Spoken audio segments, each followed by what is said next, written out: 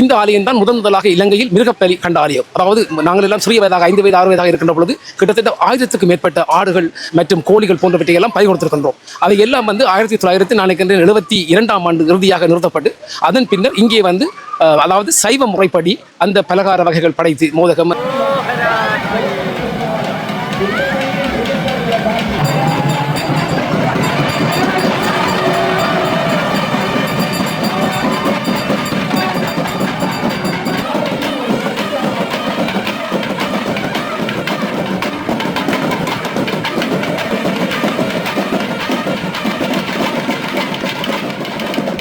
உலக புகழ்பூத்த நாதஸ்வர வித்துவான் PS பாலமுருகன் தலைமையில் 15 நாதஸ்வர வித்துவான்கள், 15 தவில் வித்துவான்கள். மாட்டு வண்டியில் கூட நீங்க பார்க்கக்கூடிய மாதிரி இருக்கு. இந்த அம்மன் கோயில் கும்பாசனத்துல குதிரை வந்திருக்கு பாருங்க இந்த இடத்துக்கு.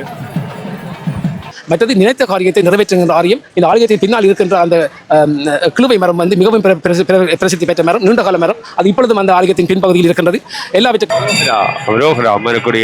கும்பம் துளி மழை என்று வந்த பொழுது எல்லோரும் அழுது அரோகரா அரோகரா என்று கண்ணீர் விட்டதை நான் கண்ணால் பார்த்தேன்.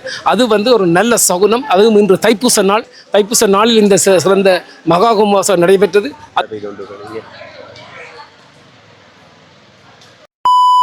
உறவுகளை வணக்கம். இப்போ நான் நிற்கிற யாழ்ப்பாணம் சுழிபுரம் பத்திராளிக்கு அம்மன் கோயில் இன்றைய தைப்பூச நாளிலே பிரமாண்டமான கும்பாசம் நடைபெற்றது. குறிப்பாக சொல்லப்போனால் 15 நாதஸ்வரம் 15 மேளத்தோட இந்த பிரமாண்டமான கும்பாசம் நடைபெற்றது. இந்த கும்பாச நிகழ்வுகள் எல்லாம் எப்படி நடைபெற்றது என்னமாயின்னு சொல்லி இந்த காணொலியில் முழுமையாக பார்க்க போகிறோம். இப்போ தான் நிசாந்தன் யூடியூப் சேனலுக்கு நீங்கள் ஃபஸ்ட்டாக வாரீங்க சொன்னால் சப்ஸ்கிரைப் பண்ணி ஆதரவு தாங்க. வாங்க இந்த கும்பாச நிகழ்வுகளை, அம்மனுடைய பத்திரகாளி அம்மனுடைய கும்பாச நிகழ்வுகளை தொடர்ந்து பார்ப்போம்.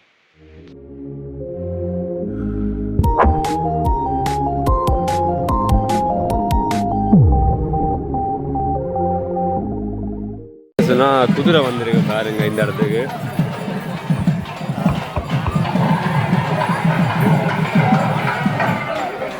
அம்மனுடைய பிரதான கும்பமானது கொண்டு போயிங்க நீங்கள் பார்க்கக்கூடிய இருக்கும் பாருங்க. இதுதான் பிரதான கும்பம். இப்போ கொண்டு வரீங்க. இது கோயிலை சுற்றி கொண்டு தான் இந்த இடத்துல கொண்டு போகணும். முதலில் நான் உங்களுக்கு நிஷாந்தன் வியூ, அதாவது உங்களுடைய யூடியூப் எல்லாம் எந்த ஆலயம் சம்பந்தமாக நீங்கள் போட்டாலும் அதை பார்க்கின்ற பொழுது நீங்கள் அந்த நிகழ்ச்சிகளை எவ்வாறு அந்த முக்கியத்துவம் கொடுத்து, முக்கியமாக உதாரணமாக பஞ்சாலத்தை காட்டப்படுது, அதுபோல் அந்த சுவாமி சுத்துகின்ற பொழுது, அதுபோல் நாதஸ்வர வித்துவாங்கள் அந்த இசை வழங்குகின்ற பொழுது அவ்வாறு முக்கியத்துவத்தை கொடுத்து நீங்கள் சிறப்பான பகிர்வுகளை எல்லாம் கொடுக்கின்ற பொழுது, குறிப்பாக நான் கனடாவில் 40 வருடங்களாக இருக்கின்றேன். கனடாவில் உள்ள வயது போனவர்கள் எல்லாம் இந்த நிசாந்தன் வியூவை பார்த்தோம் என்று சொல்லி நான் கோயிலுக்கெல்லாம் செல்கின்ற பொழுது, நான் கனடாவில் இருக்கின்ற பல இந்து ஆலயங்களுடன் தொடர்பில் இருக்கின்றேன். ஆலயங்களுக்கு பரவற்றி செய்து கொண்டிருக்கின்றேன். அங்கு கனடாவில் முதல் தடவையாக ஒரு ஆலயத்துக்குரிய மஞ்சம் மிகப்பெரிய செலவில் நான் அங்கே சுழுபுரமன்னை பிறந்தவர்கள் அந்த ஆலயத்துக்கு செய்து கொடுத்தேன். ஸ்ரீ கற்பக விநாயகர் ஆலயம் கனடா. அதுபோல் இன்றைய இந்த சுழுபுரம் பத்திரகாளி தேவஸ்தானத்தின் இந்த பத்திரகாளியை பற்றி கூற வேண்டும். இந்த ஆலயம் மிகவும் பிரசித்தி பெற்றது. வரலாற்று புகழ்மிக்க ஆலயம். ஒல்லாந்தர், ஆங்கிலேயர், பரங்கியர் இவ்வாறு பல வெளிநாட்டு இனத்தவர்களின் ஆதிக்கத்தில் இருந்த ஆலயம். அதுபோல் இந்த ஆலயத்தை சுற்றிலும் நீங்கள் பார்க்கலாம் அந்த அரச மரம் இருக்கிறது. ஆனால் அரச மரத்தில் புத்த சிலை இல்லாமல் அங்கே நாகதம்பரால் இருக்கிறது. ஏனென்று சொன்னால் அந்த சங்கமித்தை இங்கே சுழுபுரத்தில் கால் பதித்த பொழுது சுழுபுரம் பராலை ஆலயம், அதில் முருகன் ஆலயம், அதுபோல் ஈஸ்வரன் விநாயகர் ஆலயம், அதுபோல் இந்த சுழுபுரம் பத்திரகாளி ஆலயம், இந்த 3 இந்த ஆலயங்களுடன் தொடர்புடைய அந்த சங்கமித்தையின் அந்த வருகையும் அரசமர நாட்டலிலும் பற்றி பல கதைகள் இருக்கின்றது. ஆனால் எல்லாவற்றையும் நாங்கள் உதறித்தள்ளி இந்த ஆலயத்தில் அவ்வாறான ஈடுபாடு எவையும் இல்லை. அவர்கள் மாதங்களில் தான் இறங்கினார்களே தவிர இந்த ஆலயத்துக்கும் அவர்கள் தொடர்பே இல்லை என்பதை நாங்கள் நிரூபித்து விட்டோம். அதற்கு மேலாக இந்த ஆலயத்தில் கிட்டத்தட்ட 200 வருடங்களுக்கு பழமை வாய்ந்தது மட்டுமல்ல, இது இந்த ஆலயத்தில் இருக்கின்ற இந்த சிவாச்சாரியர்கள், அதாவது விராட் விஸ்வப்ரமுக ஆசாரியை சேர்ந்தவர்கள், அவர்கள் இங்கிருந்து கொண்டு பல இந்து ஆலயங்களுக்கு சித்திரை தேர்களை செய்கின்ற பொழுது, குறிப்பாக பராளை விநாயகர் ஆலயத்துக்குரிய சித்திரை தேர்வை செய்கின்ற பொழுது இந்த இடத்தை தான் அவர்கள் தெரிவு செய்து இங்கே மடம் அமைத்து, மடம் என்று கூறுகின்ற பொழுது கிடுகால் அது மடம் அமைத்து அதில் அவர்கள் தங்கி இருந்து சமைத்து சாப்பிட்டு இங்கிருந்து தான் அந்த பல ஆலயங்களுக்கெல்லாம் சென்று அவர்கள் அந்த சிற்பத்துறையை வளர்த்திருக்கிறார்கள். அதுபோல் அராலி துறையில் வந்து பல தீட்சகர்கள், குறிப்பாக வந்து இந்த சிவசம்பத்தை சேர்ந்தவர்கள் வருகின்ற பொழுது ஆசாரி வர்க்கத்தை சேர்ந்தவர்களை கொண்டு வந்திருக்கின்றார்கள். அராலி துறைமுகத்தில் இறங்கியதால் தான் அந்த அராலி துறையில் வந்து முதலாக இந்த விராட் விஸ்வபுர அந்த சிற்பக்கலை அங்கே வந்து வளர்ந்தது. இவ்வாறு இந்த ஆலயத்துக்கும் அராலி மற்றும் வட்டுக்கோட்டை மற்றும் ஏனைய பல கிராமங்களுக்கும் தொடர்பு கொண்டு இது ஒரு பொது ஆலயம் என்று கூறுகின்ற பொழுது குறிப்பாக சிறப்பாக நடைபெறுகின்ற பங்குனி மாதத்தில் நடைபெறுகின்ற 2 நாட்கள், ஒன்று வந்து விளக்கு வைக்கின்ற பூஜை, அதைத் தொடர்ந்து நடைபெறுகின்ற அந்த மடைகள் படையல் பொங்கல் நிகழ்வு. இந்த ஆலயம்தான் முதலாக இலங்கையில் மிருகப்பலி கண்ட ஆலயம். அதாவது நாங்கள் எல்லாம் சிறிய வயதாக 5 வயது 6 வயதாக இருக்கின்ற பொழுது கிட்டத்தட்ட 1000க்கும் மேற்பட்ட ஆடுகள் மற்றும் கோழிகள் போன்றவற்றை எல்லாம் பறி கொடுத்திருக்கின்றோம். அவை எல்லாம் வந்து 1972ஆம் ஆண்டு இறுதியாக நிறுத்தப்பட்டு அதன் பின்னர் இங்கே வந்து அதாவது சைவ முறைப்படி அந்த பலகார வகைகள் படைத்து, மோதகம் மற்றது வந்து பல வகையான பலகாரங்கள் எல்லாம் படைத்து அம்மாளுக்கு விரும்பிய அந்த சோறு கறி என்று கூறுகின்ற பொழுது வெள்ளை கத்தரிக்காய், அதுபோல் வெள்ளை வாழைக்காய் போன்றவற்றை, பால்கறி போன்றவற்றை எல்லாம் படைத்து சிலவர்கள் வந்து என்ன செய்கின்றார்கள், அந்த பிள்ளைகளின் நேர்த்திக்கடனுக்காக அல்லது வேறு நேர்த்திக்கடனுக்காக இங்கே வந்து ஏராளமான கோழிகள் ஆடுகள் போன்றவற்றை கொடுப்பார்கள். அவற்றை எல்லாம் இங்கே ஏலத்தில் போடுவார்கள். சில வேளைகளில் கோடிக்கணக்கில் அந்த ஏலத்தில் வருகின்ற வருமானம் பெறும். அவ்வாறு இந்த ஆலயம் வந்து பல வழிகளிலும் வந்து பிரசித்தி பெற்றது. மற்றது நினைத்த காரியத்தை நிறைவேற்றுகின்ற ஆலயம். இந்த ஆலயத்தின் பின்னால் இருக்கின்ற அந்த கிழுவை மரம் வந்து மிகவும் பிரசித்தி பெற்ற மரம், நீண்டகால மரம். அது இப்பொழுதும் அந்த ஆலயத்தின் பின்பகுதியில் இருக்கின்றது. எல்லாவற்றுக்கும் மேலாக இன்று நடைபெற்ற இந்த மகா கும்பாசகம் ஏராளமான பக்தர்கள் வந்தார்கள். அதாவது மகா கும்பாசகம் திறத்தன்று அந்த கும்பங்கள் ஊத்துகின்ற பொழுது சிறிய மழை பெய்தால் அங்கே வந்து அற்புதம் இருக்கும் என்று கூறுவார்கள். அந்த வகையில் அந்த சிறிய துளி மழை இன்று வந்த பொழுது எல்லோரும் அழுது அரோகரா என்று கண்ணீர் விட்டதை நான் கண்ணால் பார்த்தேன். அது வந்து ஒரு நல்ல சகுனம். அதுவும் இன்று தைப்பூச நாளில் இந்த சிறந்த மகா கும்பாசகம் நடைபெற்றது. அந்த பகிர்வுகளை எல்லாம் நீங்கள் இப்பொழுது எடுத்து எங்களுக்கு கனடா மற்றும் ஐரோப்பிய நாடுகளுக்கு திறப்போகின்றீர்கள். கட்டாயமாக உங்களின் சேவையை வளர வேண்டும். மேலும் மேலும் உங்களுடைய சப்ஸ்கிரைபர்ஸ், அதாவது உங்களுடைய சேனலை பார்க்கின்றவர்கள் சும்மா பார்த்துவிட்டு செல்லாமல் அதை சப்ஸ்கிரைப் பண்ணி அதில் இருக்கின்ற அந்த பெல் பட்டனை அமர்த்தினால்தான் அது வந்து உங்களுக்கு நீங்கள் போடுகின்ற பதிவுகள் எல்லாம் உடனடியாக வரும். ஆகவே என்னுடைய ஒரு தாழ்மையான வேண்டுகோள், புலம்பெயர்ந்து வாழுகின்ற ஈழத்தமிழர்கள் கனடாவில் 6 லட்சம் பேர் இருக்கின்றார்கள். கட்டாயமாக உங்களுக்கு அந்த பங்களிப்பை செய்வார்கள். நாங்கள் மீண்டும் வந்து 2 சித்திரை தேர்கள் ஓடுகின்ற திருவிழாக்கள் இருக்கின்றது. உங்களுடைய பங்கு எங்களுக்கு அவசியம் என்று கூறி விடைபெறுகின்றேன். வாய்ப்புக்கு நன்றி. வணக்கம் தம்பி.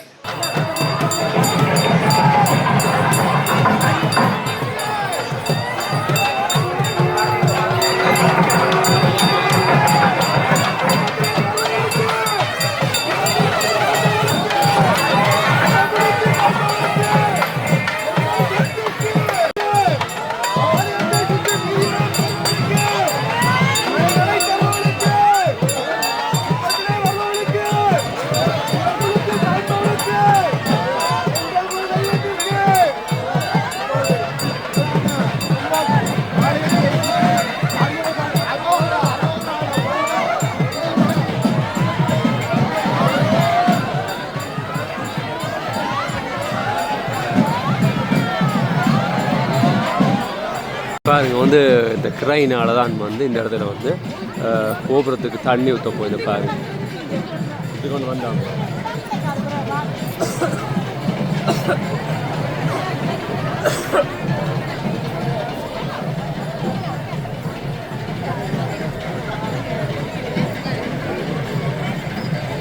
மழையும் வந்து பெய்து கொண்டிருக்கு. அந்த காரணம் வந்து இந்த தின கும்பாசம், பிரம்மாண்டமான கும்பாசகம். இந்த பிரதான கும்பமானது வந்து கோயிலை சுற்றி கொண்டு வருது. அந்த காட்சியை பாருங்க. வேற முன்னுக்கு வந்து குதிரையை வந்து கொண்டு வரீங்க. அதோட வந்து ஏராளமான நாதஸ்வர மேளங்கள் வந்து இந்த இடத்துல விளங்கக்கூடிய மாதிரி இருக்கு, பார்க்கக்கூடிய மாதிரி இருக்கு உங்களுக்கு.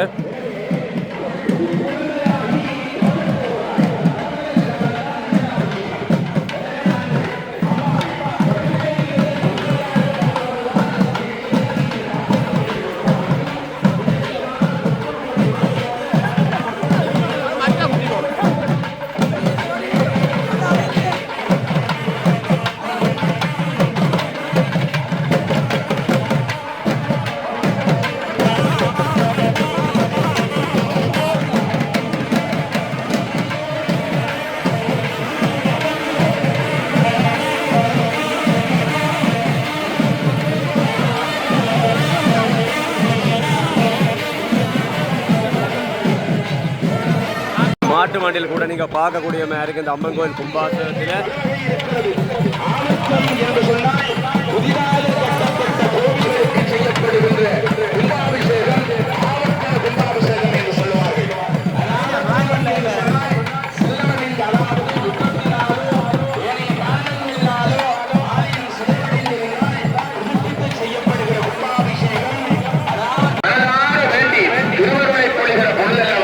அஷ்டபந்தனம் சாத்தப்பட்டு சிறப்பான திருவிழாவாக அஷ்டபந்தனம் என்பது ஒரு வகை கும்பாபிஷேகம் பிரதிஷ்டை செய்யப்படுவது போல கோயில்களில் இடம்பெறுவது. அஷ்டபந்தனம் என்றால் 8 மருந்துகளை சேர்க்கை செய்து அந்த 8 மருந்துகளை குறிப்பிட்ட வீதத்திலே குறிப்பிட்ட மந்திரங்களோடு சொல்லி அவர்கள் அதே வெள்ளை மெழுகு, எருமை எண்ணெய், ஜாதி கொப்பரக்கு, செம்பஞ்சு, குங்குளியம், சுக்கான் பொடி, கல்காவி பொடி போன்றவற்றை ஒன்றாக கலந்து அங்கே அந்த அஷ்டபந்தனத்தை பிரதிஷ்டை செய்வதற்கு உதவியாக இருப்பார்கள். எனவே அப்படியான பேரர்கள் நிறைந்த திருவர்களோடுதான் அம்பாளினுடைய பெயரை நாங்கள் கற்றுக்கொள்கிறோம். அந்த தனிச்சிறப்பு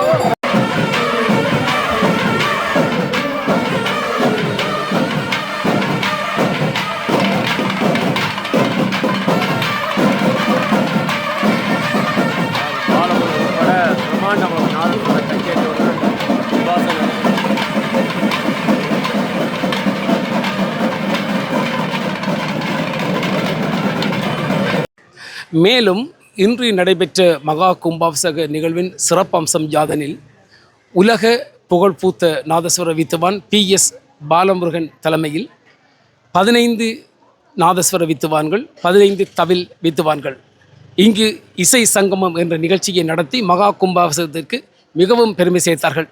ஏராளமான கீர்த்தனைகள் மற்றும் முக்கியமான சிற பாடல்களை எல்லாம் நாதஸ்வர இசையில் கேட்கின்ற பொழுது பக்தர்கள் அரோரா அரோரா என்று கூறி அந்த கண்களிலெல்லாம் அந்த ஆனந்த கண்ணீர் வந்ததை நான் என் கண்ணால் பார்த்தேன். அதற்கு மேலாக இன்று நடைபெறுகின்ற அந்த சிறப்பான அன்னதான நிகழ்விலும் நான் அடியேன் வந்து அவர்களுடைய நிர்வாகத்தை கதைத்த பொழுது உடனடியாக நான் முன் வந்து பாயாசம், மற்றது எல்லோருக்கும் வடை, அதனை விட 2 கறிகளை முக்கியமாக அது தக்காளி பழம், கறிமிளகாய், அதுபோல் வந்து உருளைக்கிழங்கு போட்டு ஒரு சிறப்பான ஒரு குழம்பு, அதுபோல் இந்த அம்மாளுக்கு பிடித்த வெள்ளை கத்திரிக்காயும் வாழைக்காயும் சேர்ந்த அந்த வெள்ளை பால்கறி அதுவும் அம்மாளுக்கு படைக்கப்படணும், மக்களும் அதை வந்து இன்று அன்னதானத்தில் சாப்பிட வேண்டும் என்று சொல்லி அந்த உதவியையும் நான் வந்து உதவி என்று கூறுகிற பொழுது அந்த தானத்தையும் நான் இன்று அதை அன்பளிப்பு செய்திருக்கிறேன். ஆகவே இந்த நாதஸ்வரம் போன்றவற்றை எல்லாம் நான் முழுமையாக பொறுப்பேற்று 15 தமிழ் வந்து 15 நாதஸ்வரம் போன்றவற்றை எனது செலவிலேயே நான் அதை ஸ்பான்சர் பண்ணி அந்த நிகழ்ச்சியை நடத்தியது எனக்கு மிகப்பெரிய ஒரு ஆனந்தத்தை தருகின்றது.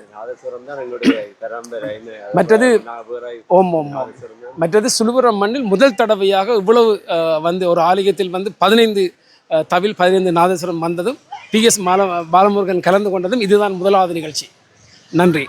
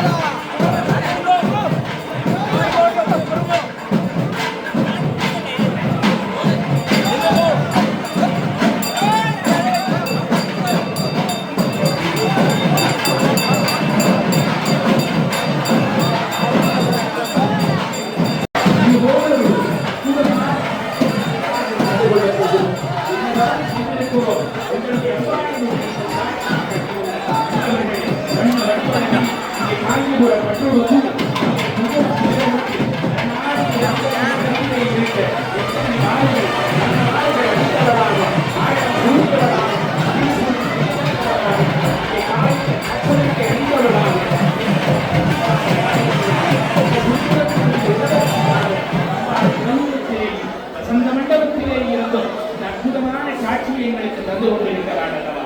எனவே இப்படியான தாய்க்கு நாளிலே காலை பொழுதிலே ஒரு காட்சி, அதிலும் நல்ல ஒரு நாள், அற்புதம் ஏந்தி உபமிகமானையும் திருத்தொழிலை வழிபடுகிற நாள்.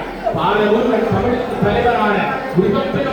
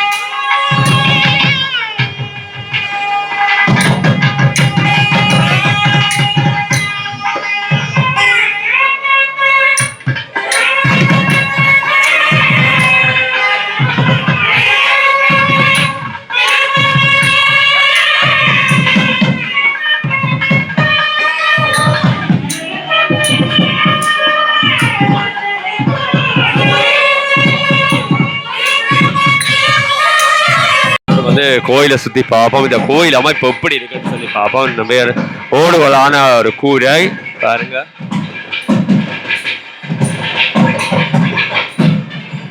கலர்ஃபுல்லாக வர்ணங்கள் எல்லாம் ஆடி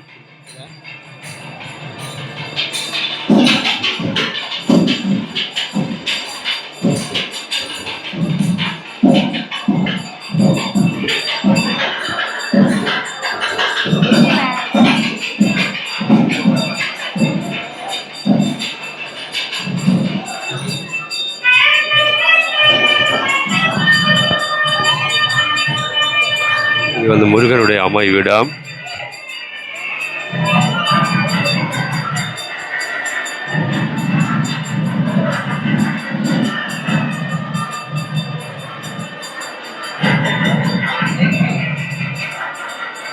வில்வ மரம். இந்த வில்வ மரத்துக்கு கீழே வந்து பார்த்தீங்கன்னு சொன்னால் ஒரு வைரவர் சூளம் வச்சிருக்கீங்க இந்த இடத்துல பாருங்க. அதை பார்க்கக்கூடிய சண்டேஸ்வரர். இப்போ வந்து முருகனுக்கு வந்து கும்பம் பார்த்து மற்றது தீபங்காட்டு நிகழ்வு நடைபெற்று கொண்டிருக்கிறது.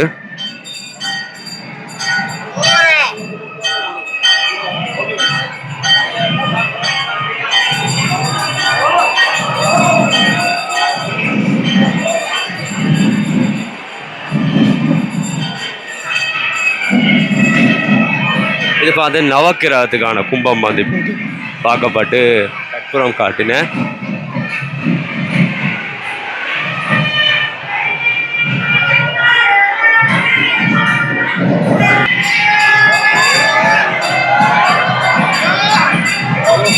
ரோஹரா அம்மனுக்குரிய கும்பம் வாக்கப்படுகிறது. வசந்த மண்டபத்துக்குரிய கும்பம் பார்க்கப்படுகிறது பாருங்க.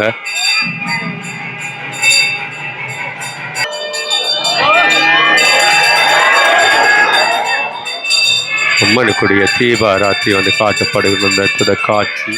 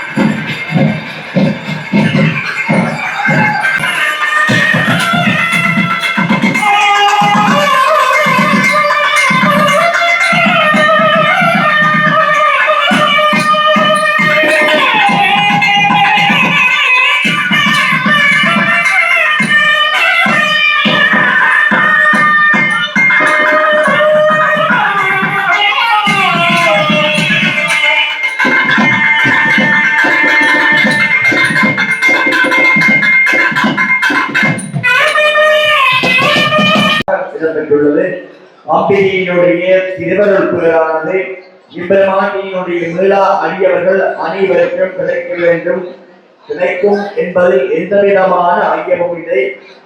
உண்மையிலேயே சில இடங்களில் வாசகம் முடிஞ்ச உடனே வந்து மழை பெய்கிறது என்று வந்து ஒரு அம்மனுக்கே உரித்தான ஒரு அற்புதம். பாருங்க, மழை பெய்து எப்படி மழை பெய்து கொண்டு